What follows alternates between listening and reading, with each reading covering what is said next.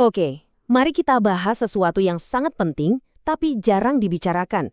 Perlindungan kebakaran di dalam sebuah pembangkit listrik tenaga nuklir. Ini bukan sistem keamanan biasa.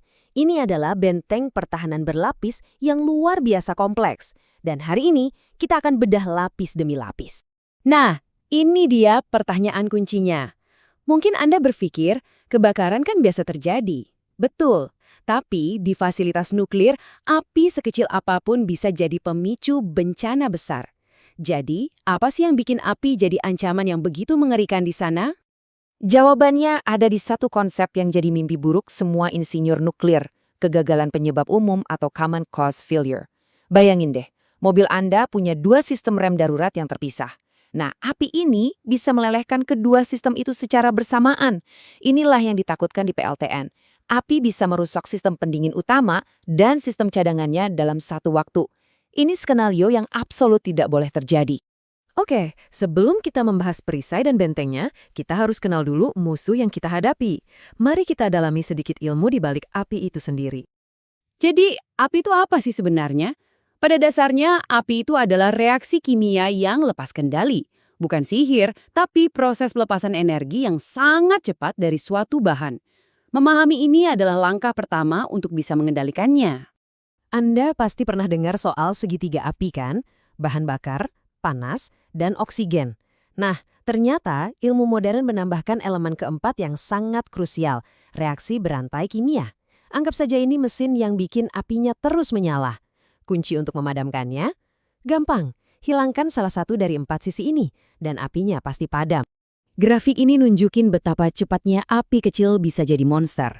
Awalnya mungkin cuma percikan kecil dari korsleting listrik, tapi lihat deh kurva yang menanjak tajam itu. Cuma dalam hitungan menit, api bisa meledak jadi neraka yang tak terkendali. Ini artinya, waktu kita untuk bertindak itu sangat singkat. Dan inilah tujuan akhirnya. Prinsip suci dalam dunia keselamatan nuklir. Lupakan soal kerugian materi. Yang paling utama cuma satu. Dalam kondisi kebakaran separah apapun, reaktor harus bisa dimatikan dengan aman dan tidak boleh ada zat radioaktif yang bocor. Cuma itu yang penting. Terus, gimana caranya mereka bisa mencapai itu? Jawabannya ada di sebuah filosofi brilian bernama pertahanan berlapis atau defense in depth. Ini bukan cuma satu lapis pertahanan, tapi beberapa lapis yang saling membackup. Kalau satu gagal, masih ada yang lain. Mari kita lihat 3 pilar utamanya. Lapisan pertahanan pertama kita adalah yang paling dasar, tapi juga yang paling penting. Pencegahan. Ini adalah dinding terluar benteng kita. Aturannya simpel. Kebakaran terbaik adalah kebakaran yang tidak pernah terjadi sama sekali. Pencegahan di sini bukan cuma slogan ya. Ini tindakan nyata yang super ketat. Setiap tetes oli, setiap kain bekas, semuanya diatur dengan sangat-sangat detail. Mau mengelas, perlu izin khusus. Bahkan kebersihan dijaga secara ekstrim karena debu yang menumpuk pun bisa jadi bahan bakar. Ini semua adalah upaya sistematis untuk mematahkan tetrahedron api bahkan sebelum terbentuk. Tapi, ya namanya manusia, kadang bisa saja lalai. Pencegahan bisa gagal. Kalau api sampai berhasil menyala, kita masuk ke lapisan pertahanan kedua, sistem-sistem rekayasa yang canggih. Inilah benteng dan pasukan otomatif yang dirancang untuk mendeteksi, menahan, dan memadamkan api. Sistem rekayasa ini dibagi jadi dua jenis. Di kiri, ada sistem pasif, ini ibarat bentengnya.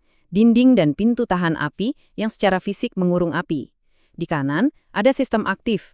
Nah, ini prajuritnya, detektor, alarm, dan sprinkler yang secara aktif melawan api. Keduanya bekerja bahu-membahu. Mari kita bahas sistem pasif dulu. Kuncinya ada di kata kompartementalisasi. Bayangkan PLTN itu seperti kapal selam dengan banyak sekat kedap air. Nah, di sini sekatnya kedap api. Jadi kalau ada api di kamar A, dinding tahan api akan mengurungnya di sana, supaya sistem cadangan yang penting di kamar B tetap aman dan bisa berfungsi. Sekarang, sistem aktif. Inilah garda terdepan yang bergerak otomatis. Begitu detektor mencium asap atau merasakan panas, mereka nggak nunggu perintah, alarm langsung berbunyi, dan sistem pemadam, bisa sprinkler air atau gas, langsung bekerja. Tujuannya, memadamkan api saat masih kecil atau setidaknya menahannya untuk memberi waktu yang sangat berharga bagi tim manusia. Dan kalaupun semua sistem canggih itu kewalahan, disinilah lapisan pertahanan terakhir kita masuk. Lapisan ini adalah tentang manusia. Orang-orang yang sangat terlatih, penjaga elit yang siap bertindak saat situasi sudah sangat kritis. Dan ini bukan cuma satu regu pemadam kebakaran biasa loh, strukturnya dalam sekali. Ada insinyur yang paham sistemnya, ada pengawas, ada brigade pemadam yang siaga 24/7 di lokasi. Dan yang paling penting, para operator reaktor itu sendiri juga dilatih untuk menghadapi kebakaran. Ini adalah tim super yang terkoordinasi. Jadi begitu alarm berbunyi, apa yang terjadi? Ini seperti sebuah tarian yang sudah sangat terlatih. Ruang kontrol dapat peringatan, brigade pemadam langsung lari ke lokasi, dan pada saat yang bersamaan, operator reaktor mulai menjalankan prosedur untuk mematikan reaktor secara aman. Dua tim ini terus berkomunikasi dan bekerja sama. Bagaimana mereka bisa melakukan tarian yang rumit itu di bawah tekanan yang luar biasa? Jawabannya cuma satu, latihan, latihan, dan latihan tanpa henti. Mereka terus-menerus melakukan simulasi kebakaran sampai semua prosedur itu menjadi refleks. Jadi saat krisis benar-benar terjadi, mereka tidak lagi berpikir, mereka hanya bertindak. Oke, jadi kita sudah lihat 3 lapis pertahanan tadi. Tapi pekerjaan ini tidak pernah selesai. Keselamatan kebakaran di PLTN itu bukan sesuatu yang Anda siapkan sekali, lalu ditinggal. Ini adalah sebuah proses kewaspadaan yang terus-menerus, tanpa henti. Kewaspadaan ini bisa kita lihat dari jadwal perawatannya yang gila-gilaan. Setiap minggu, pompa dicek. Setiap 3 bulan, alarm dites. Setiap tahun, selang diperiksa. Ini adalah siklus inspeksi tanpa akhir untuk memastikan setiap komponen, sekecil apapun, siap berfungsi 100% setiap saat. Tidak ada ruang untuk kesalahan. Pada akhirnya, semua kembali ke kalimat ini.